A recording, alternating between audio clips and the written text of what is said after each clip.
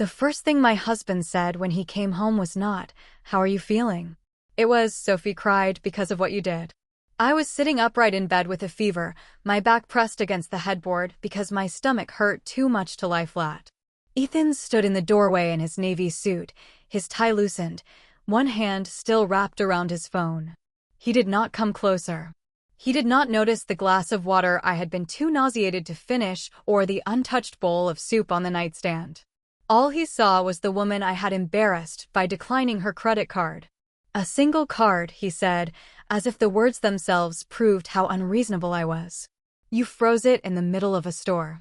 Do you know how humiliating that was for her?" I looked at him for a long moment.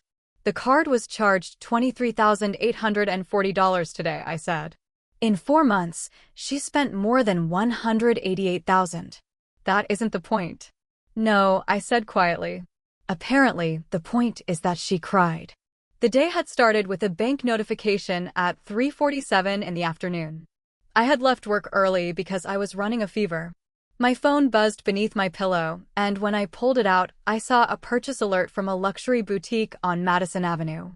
$23,840. I read the amount twice. Not because I could not afford it.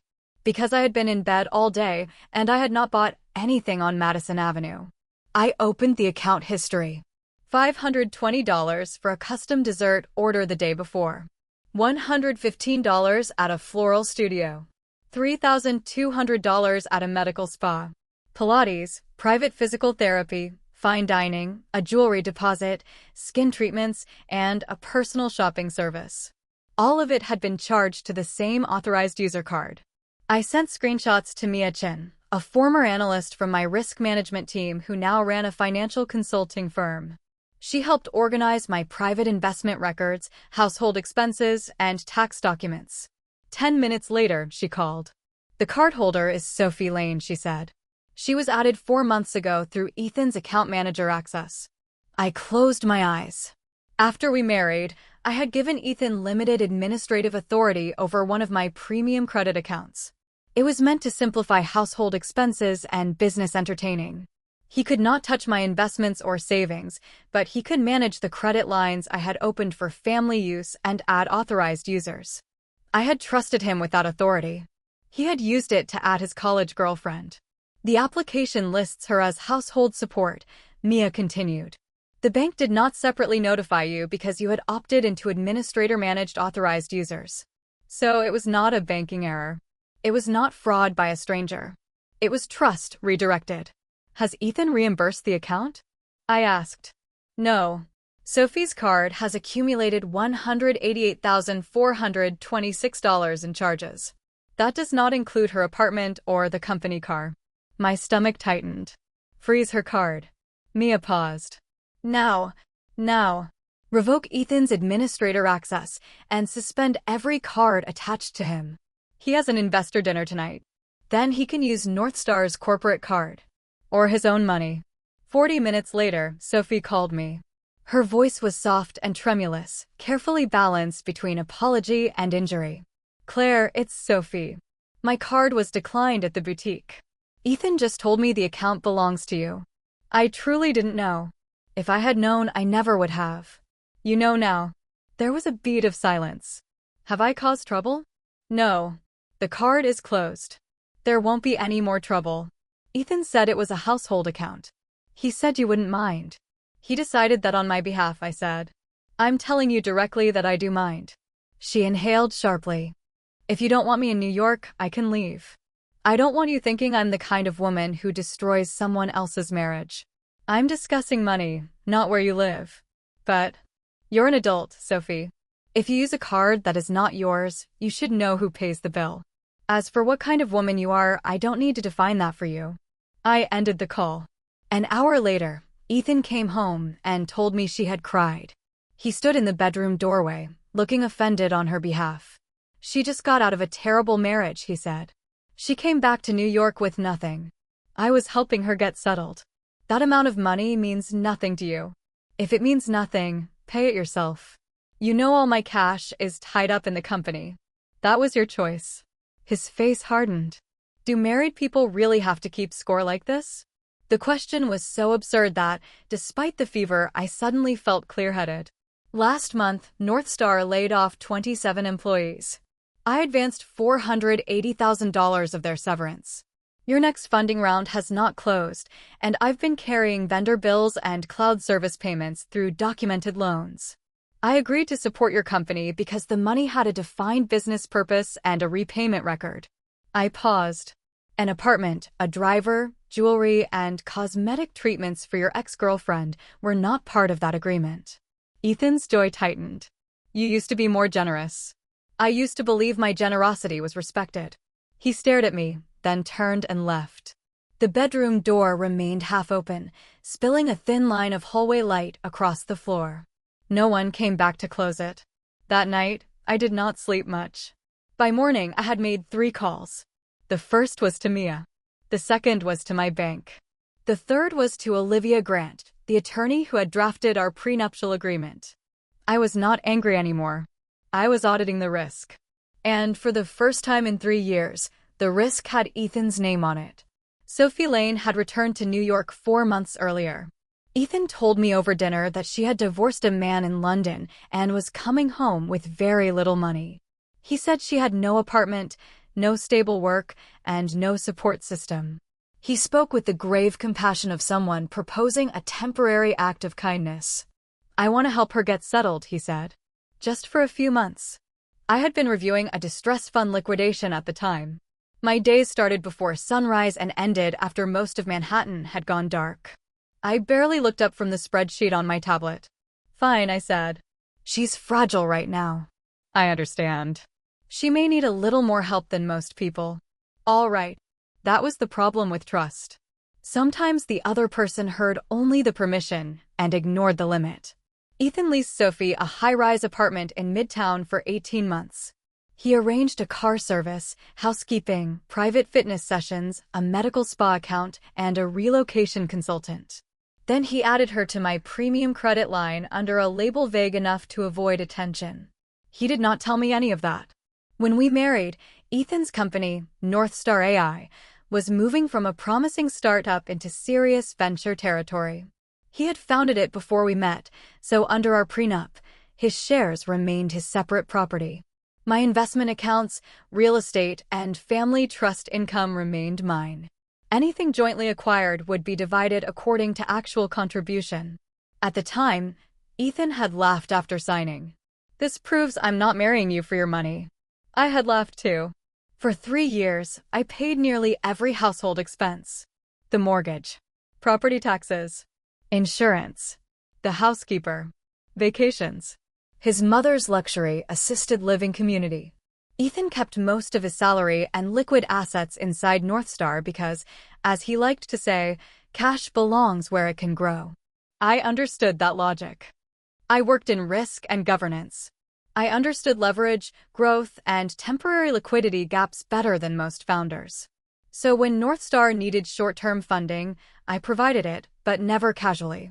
Every major transfer had a promissory note, an email acknowledgement, a board record, or a finance department confirmation. I did not demand repayment during difficult quarters because I believed Ethan and I were building toward the same future. What I had not understood was that he viewed my support as permanent infrastructure.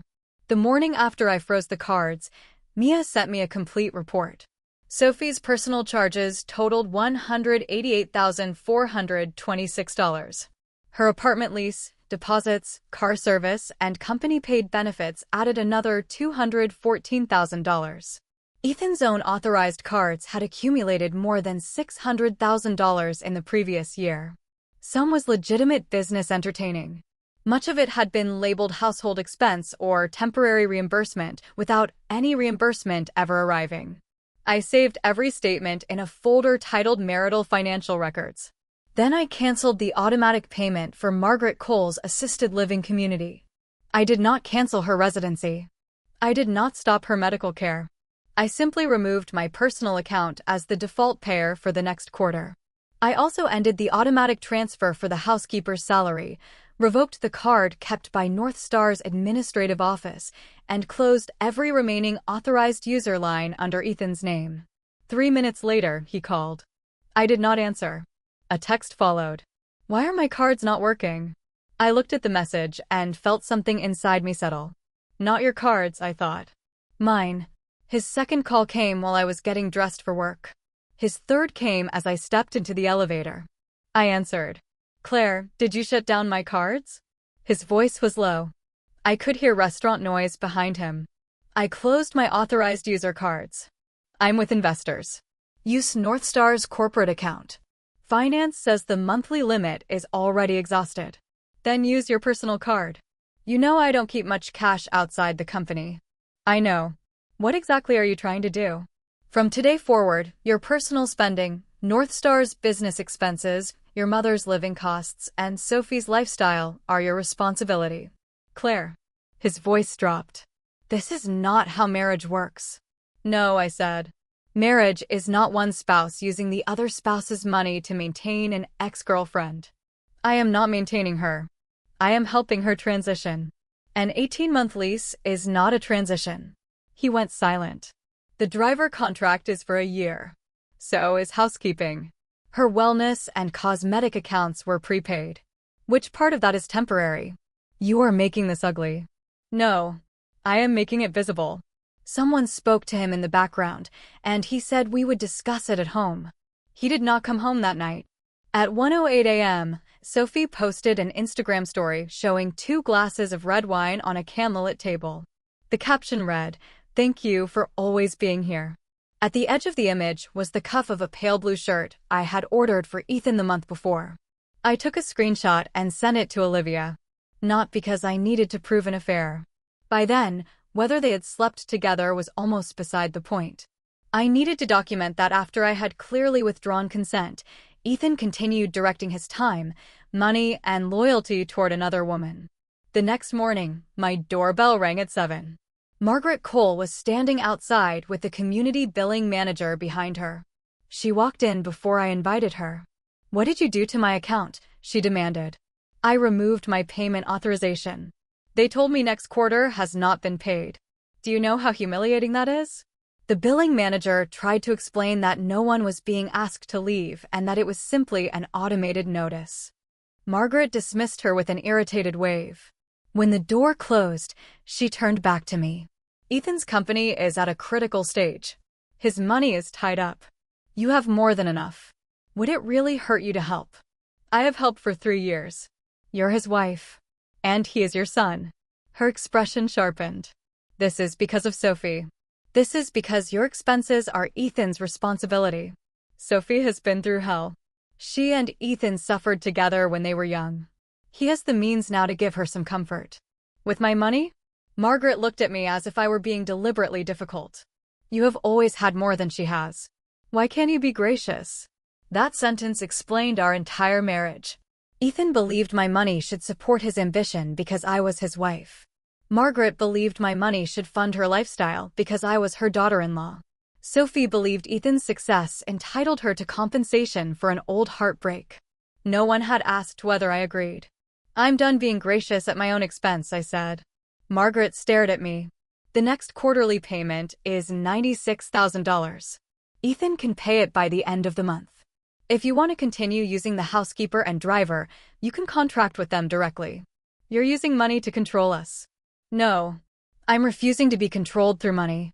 I placed a 3-year household expense summary on the table. Her community fees, medical upgrades, travel, private services, household payroll, mortgage payments, and property costs filled several pages. Margaret scanned the total and went pale. Ethan will repay you eventually. He has not repaid the first dollar Sophie spent. He is busy building a company. Then he should be too busy to finance a second household. She stood abruptly. Marriage should not feel like an audit, Claire. Ethan needs a supportive wife, not someone who threatens his company every time she gets upset. I gathered the papers. When you needed money, I was family. Now that I'm asking where it went, I'm a threat. She left furious. As soon as the door closed, I called Olivia. I want to separate my assets, I said. There was a short silence. And the marriage, she asked. I want a divorce. The words did not break me. They felt like closing an exposure that should have been reviewed long ago. Olivia's office overlooked the East River. She had represented my father for years and had drafted our prenup with the patience of someone who assumed it would never be needed. She reviewed Mia's records without interrupting. Northstar owed me $2.6 million in documented short-term loans. Another $740,000 in payroll, severance, cloud service fees, and vendor payments had been acknowledged by Northstar's finance department as related party debt. A $4 million commercial credit facility was secured by a personal guarantee tied to a building I owned before the marriage. Olivia removed her glasses. What outcome do you want? I want the guarantee terminated at expiration. I want no new advances. I want a formal repayment plan for existing debt. That may disrupt their funding round. I know. Ethan will say you are trying to destroy the company. I am not withdrawing money already invested. I am not demanding immediate liquidation. I am refusing to provide new money and refusing to keep my property at risk. Olivia studied me for a moment, then nodded. That is a defensible position. That afternoon, she sent notices to Ethan and Northstar's board. All personal bridge funding would stop immediately. The company had 60 days to propose repayment of the documented loans. My guarantee would not be renewed after 45 days. No one was authorized to use my accounts, credit, or assets on the assumption that marital status constituted consent. Ethan arrived at my office less than 15 minutes later. My firm occupied 2 floors of a glass tower in Midtown. Northstar's headquarters was only a few blocks away. He must have run. There was sweat at his temples. What did you send to my board? He demanded. A legal notice. I know what it is. Why would you send it 2 weeks before final diligence? Because the investors should understand Northstar's actual debt and guarantee structure. You have never demanded repayment before. The oldest loan matured 8 months ago. And you never cared. I cared. I trusted you. We are married. We are supposed to be on the same side. We stopped being on the same side when you used my financial support to build a life for Sophie. He planted both hands on my desk. You are letting jealousy jeopardize hundreds of jobs. If a company valued in the hundreds of millions cannot survive without the founder's wife providing unlimited personal credit, the problem is not her jealousy. His eyes flashed. You don't understand what it takes to build a company. I almost laughed. For 3 years, every time Northstar needed money, I understood entrepreneurship. The moment I asked to see the real numbers, I suddenly know nothing. He straightened. What do you want from me? My assets back. My guarantees ended. My loans recognized. My name removed from your operating model. We're husband and wife. Not for much longer. His expression changed. You're filing for divorce? Olivia will contact your attorney. Because of Sophie? No. I slid the loan schedule across the desk. Because I realized you treated my contribution as a default setting. You treated my boundaries like terms you could revise without asking. Sophie was simply the evidence. I have never touched her. You keep saying that as if physical contact is the only form of betrayal. It matters. Then cancel her apartment, her driver, her company benefits, and every account you created for her. Today. He said nothing. I nodded once. That matters too. After he left, I asked building security to change my visitor access to appointment only. When I returned home that night, 3 people were waiting in the living room. Ethan, Margaret, Sophie. A pot of tea sat on the coffee table, as if they were hosting an intervention in the house I had largely paid for. Sophie wore cream silk and no visible jewelry. Her eyes were pink. She rose when I entered. Claire, I'm sorry. This is all because of me. Don't perform guilt. Say what you came to say. She swallowed. I can move out. I can find work. I'll repay what I spent little by little. Ethan was only helping because I had nowhere to go. Please don't end your marriage over me. How much can you repay each month? I asked. The question startled her. Once I find a job. Your apartment is $24,000 a month. The driver and housekeeping are another $9,000. Your personal spending averaged more than $40,000. At $2,000 a month, you would need nearly 8 years to repay the card charges alone. Margaret snapped. She said she'll pay you back. What more do you want? Written acknowledgement. I removed a document from my bag and placed it on the table. The credit charges total $188,426. The lease and service contracts were signed by Ethan, so I am not asking Sophie to assume those. But if she means what she says, she can sign this repayment acknowledgement. Sophie turned to Ethan. He spoke without looking at the document. Don't sign it. The charges are mine. Fine, I said. Then you sign. He did not move. Margaret slapped her palm against the table. Does everything have to become a legal document with you? When people honor their word, no. When they spend my money and deny responsibility, yes. Sophie's eyes filled. I never wanted to come between you. You didn't have to want it, I said. You lived in an apartment I funded, used a card attached to my name, and accepted a driver paid through a company I kept solvent. Then you posted about feeling unwelcome. You didn't need to destroy anything personally. Ethan did it for you. That post wasn't about you. I didn't say it was. Tears slid down her cheeks. Ethan immediately handed her a tissue. The gesture was small. It was also the final answer.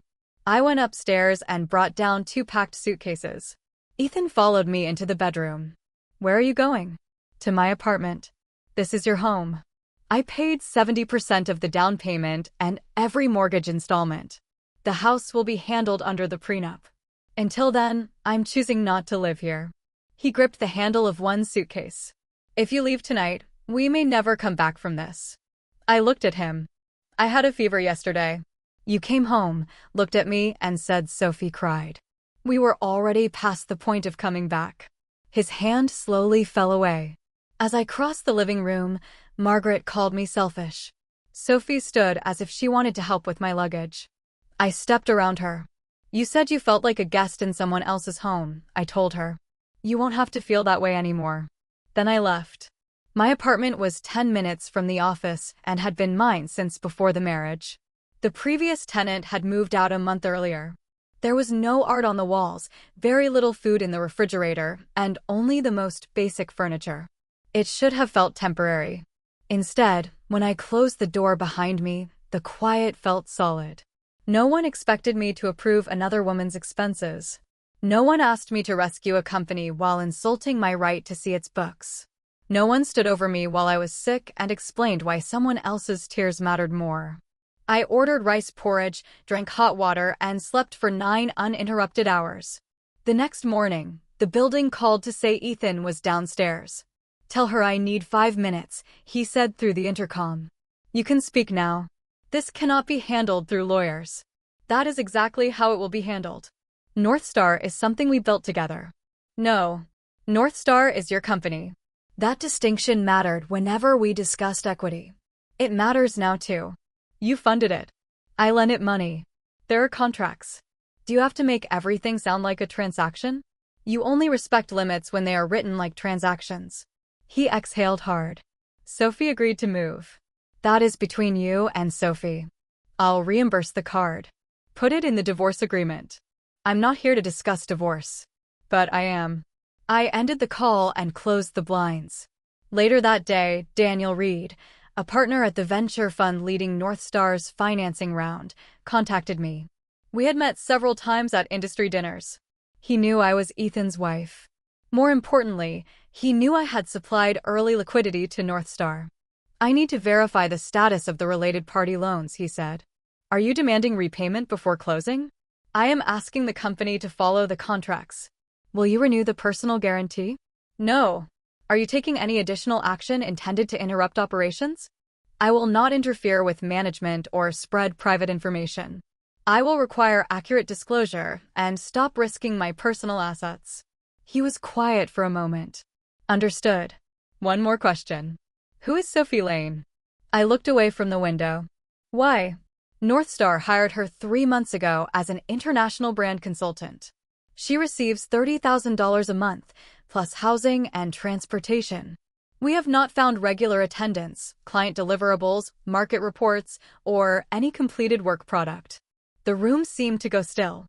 I had thought Ethan was using my household credit to support her. He was also using North Star. I was not aware of that contract, I said. What is her relationship to Ethan? She is his former girlfriend. Daniel did not react visibly, but his tone became more formal. Thank you. Our diligence team will proceed based on the records. After the call, I sat at my desk for several minutes without moving. Mia came in carrying a file and stopped when she saw my face. What happened? I told her. She lowered the folder slowly. Ethan asked me last month to reclassify some of Sophie's personal charges as international market development. I refused. He said Northstar's own finance team would handle it. You thought I knew? I assumed you had approved it. So did everyone. Mia's expression tightened. You always said Northstar was his dream. As long as the records were technically compliant, you did not interfere. He may have mistaken your restraint for ignorance. No, I said. He mistook it for permanent consent. The diligence process paused. 3 days later, Northstar's chief financial officer, Mark Patel, called me directly.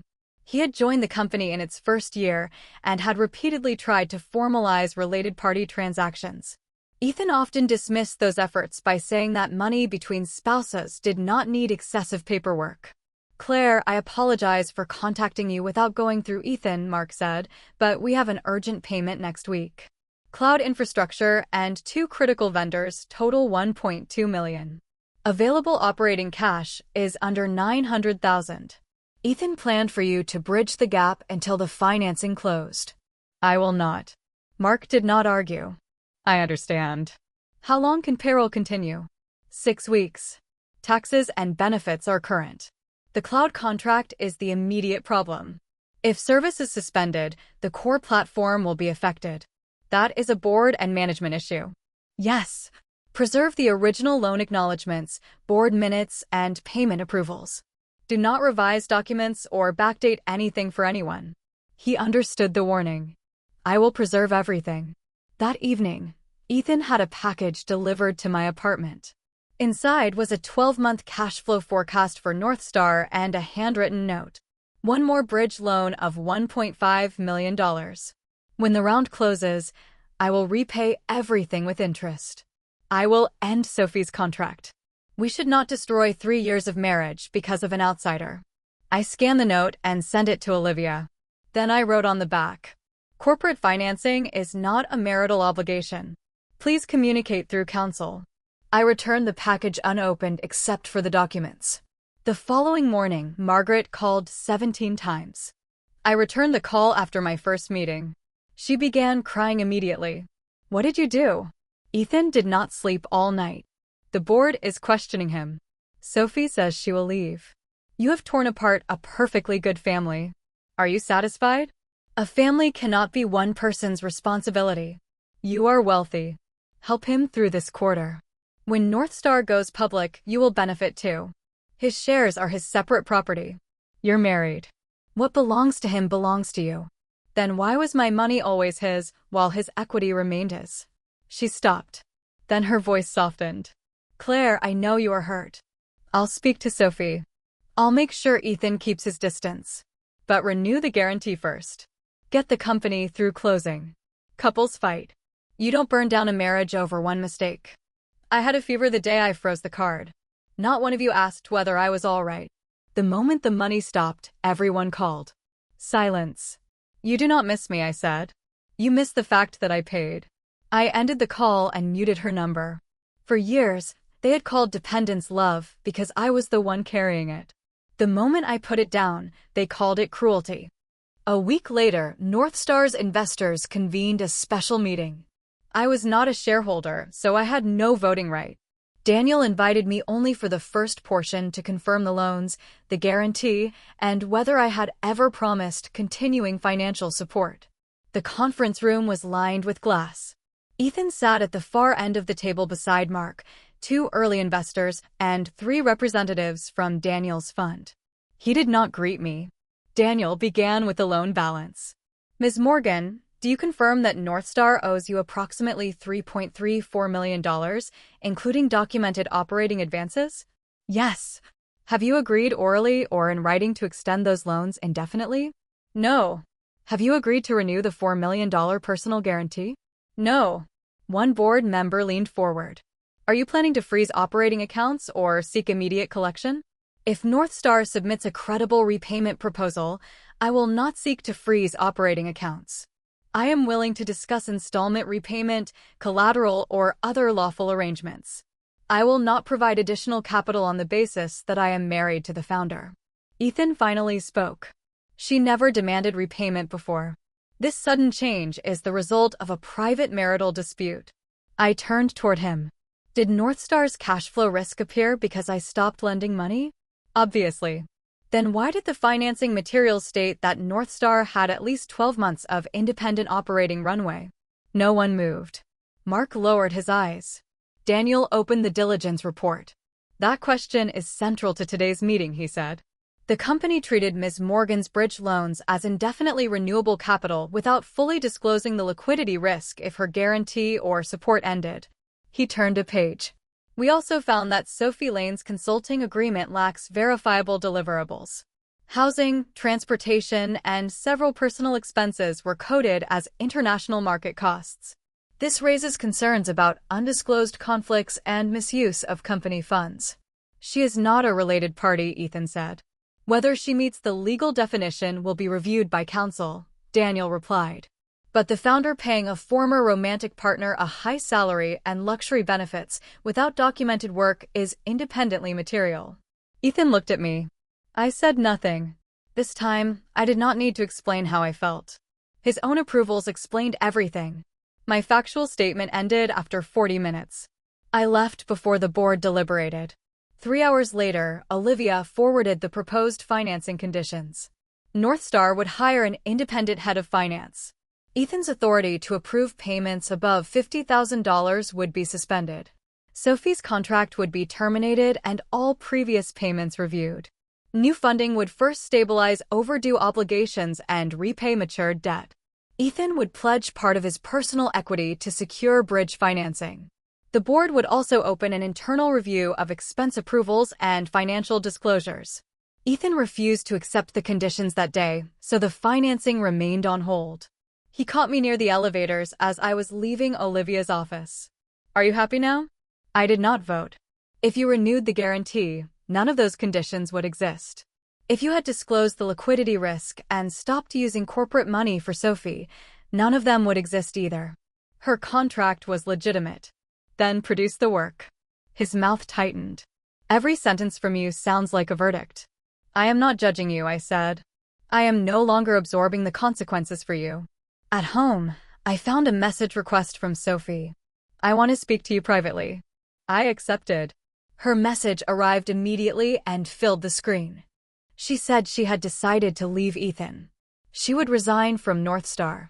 She admitted she had depended on him too heavily, but insisted she had not requested every benefit. Ethan had repeatedly told her, Claire knows. Claire won't mind. At the end, she asked me not to pursue the $188,426 because she could never repay it. I typed one sentence.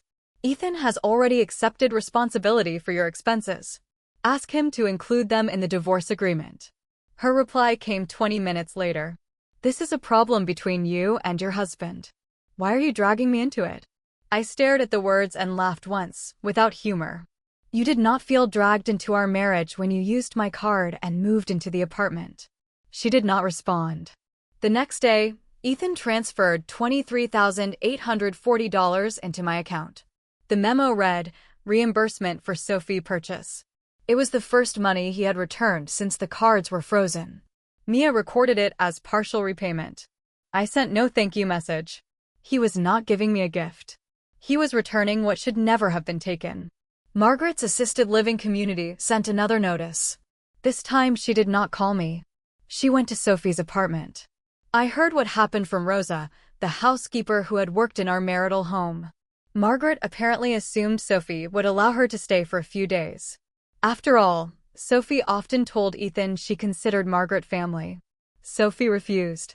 She said the apartment had been rented so she could recover emotionally after her divorce. Living with an older woman would interrupt her healing. Margaret said she would stay only until Ethan solved the cash problem. Sophie asked, haven't you always said Claire has more money than she needs? Why not ask her to keep paying? It was the first time the two women had turned their entitlement on each other. Margaret called Sophie ungrateful. Sophie cried and said she had never promised to support the Cole family. Ethan arrived, took his mother back to the community, and promised to cover the bill. By then, he had less than $50,000 of freely available personal cash. To pay Margaret's quarterly fees, he canceled Sophie's driver and housekeeping. He also demanded refunds for unused cosmetic treatments and wellness packages. According to Ethan, that was when Sophie finally lost her temper. "You offered those things," she said. "I never forced you. You told me I suffered beside you when we were young and deserved a better life now.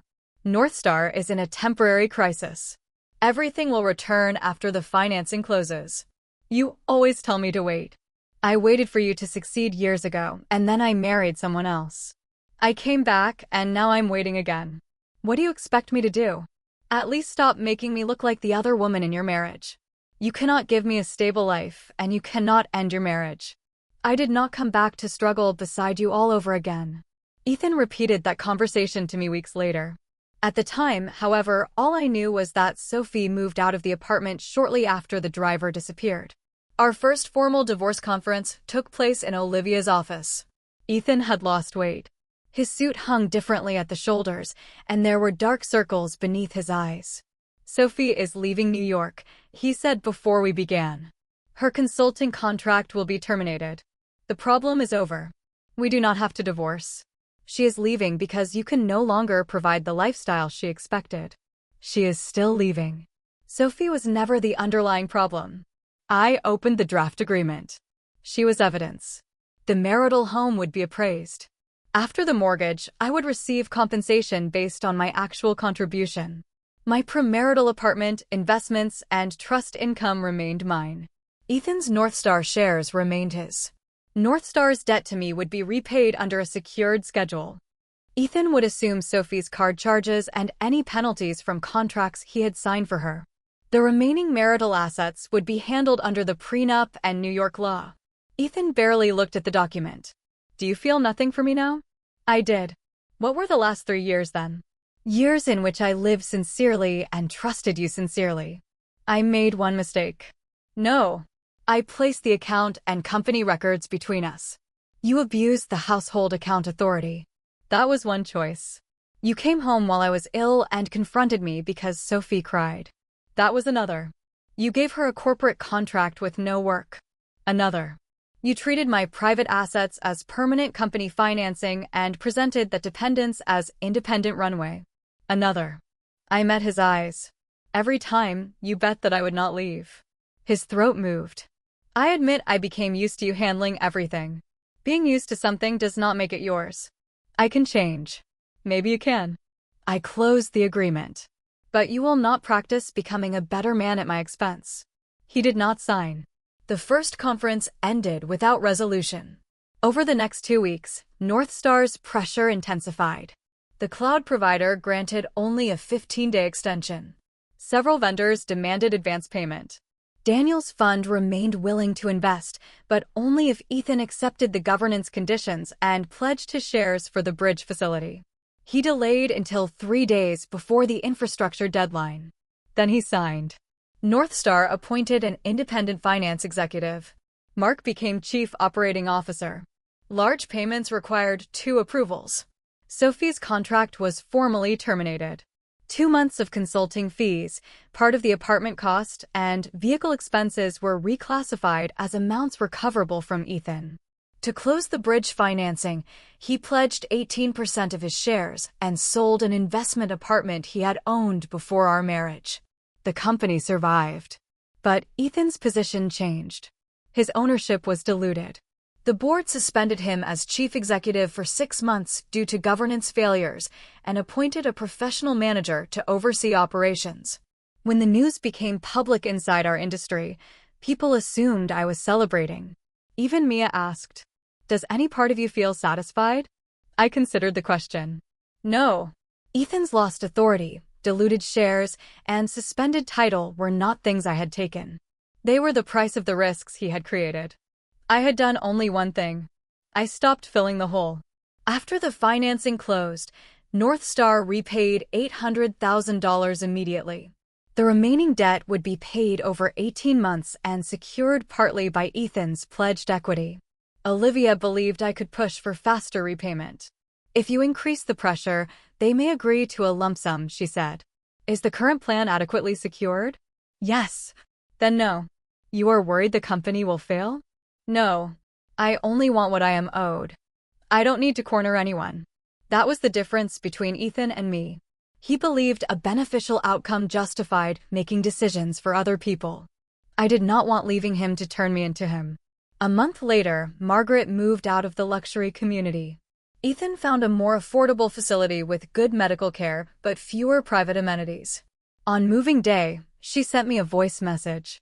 Claire, I know I said terrible things. I did not realize how much of our life you were carrying. Ethan was wrong, but he has suffered. Can you give each other one more chance? I listened twice before calling her that evening. Margaret, Olivia reviewed the new residency contract. It is fair. Your pension and Ethan's monthly contribution will cover everything. She began to cry when she heard me call her Margaret instead of Mom. You really won't call me that anymore? After the divorce, it would not be appropriate. I always thought you had so much that paying more did not matter. I did not think about how tired you might be. You did think about it, I said. You decided your comfort mattered more. Her crying grew louder. I did not comfort her. An apology could be accepted without reopening the relationship that made it necessary. At our second divorce conference, Ethan finally arrived with his own attorney. He had 2 requests. He wanted to keep the marital home and pay me the appraised value of my contribution instead of selling it. He wanted North Star's repayment schedule extended to 24 months to protect operating cash. Olivia ran the numbers. With additional collateral, interest, and default protections, the proposal was reasonable. I agreed. Ethan still did not pick up the pen. If I sign this, he said, we are truly over. Yes. You will never regret it? My greatest regret is how many times I noticed a boundary moving and told myself married people should not keep score. He looked down. After a long time, he signed his name. Then, as the attorneys organized the pages, he said, Do you know why Sophie came back? She was divorced, and her former husband lost most of his money. She contacted me before she returned. She said her greatest regret was leaving me when I had nothing. So you thought you had a chance to repair an old wound? Yes. His smile was bitter. I thought she came back because she still loved me. After I canceled the driver and apartment, she said she would not start over with a man who had lost control of his company. She moved to Los Angeles. She took everything I gave her. Are you telling me this to prove you were used too? No. He looked at the signed agreement. I finally understand that you never demanded I become successful. When North Star was struggling, you stayed. The first time I felt successful, I turned around to reward someone who did not stay. You were not rewarding Sophie. What was I doing? You were rewarding an image of yourself. He looked up. You needed the woman who left you to return so you could prove that she had made a mistake. Her admiration confirmed that you had won. Whether that victory hurt me never entered the story you were telling yourself. His eyes reddened. I lost the person who actually walked beside me. I did not answer. Some realizations arrive too late to repair anything. They can become a lesson for the person who learned them. They cannot become a duty for the person who is harmed. The divorce was finalized on a clear spring morning. Outside the courthouse, Ethan stood at the bottom of the steps and asked if I wanted to have lunch. No. North Star's payments will go through the lawyers? And the finance teams. Is money really the only thing left for us to discuss? There used to be more. I looked at him. But you spent it. He did not follow me. Mia was waiting at the curb with coffee. Done? She asked. Done. Do you want to cry? I shook my head. I want lunch. She smiled. Your stomach is finally better? My doctor says eating on time helps. For years, my calendar had placed Ethan's funding meetings, North Star's payment deadlines, and Margaret's appointments ahead of my own health. That week, for the first time, my follow-up appointment was at the top of the page.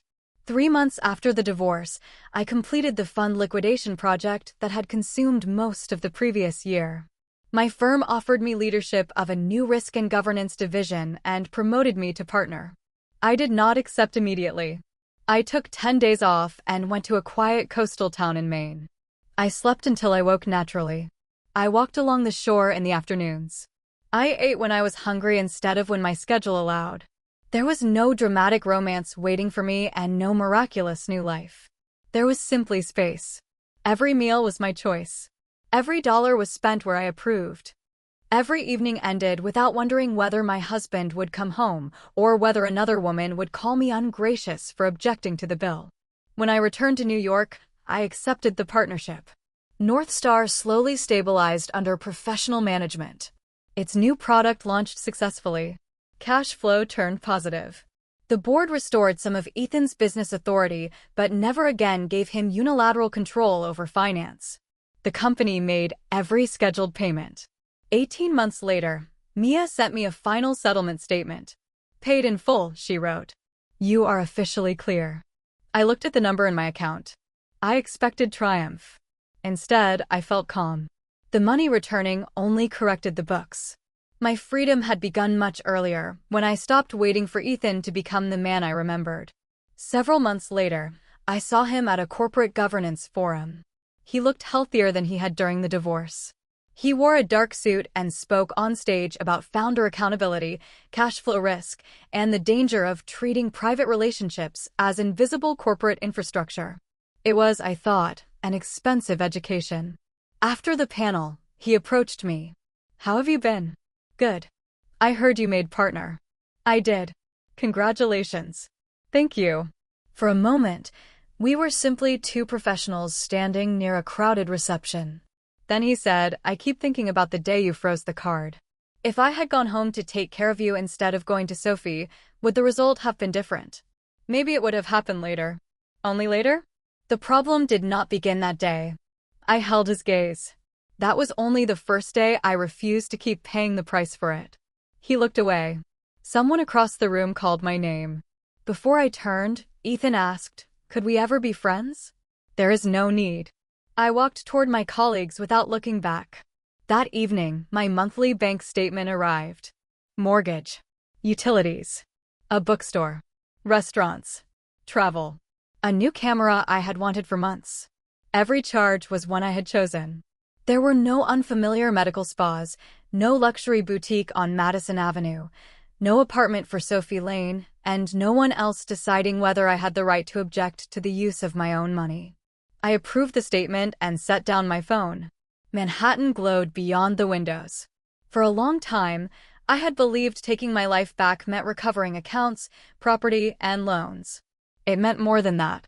It meant recovering the time I had postponed, the dignity I had negotiated away, and the right to make choices without apologizing for them. People later said Ethan's family panicked because I had become cold and calculating.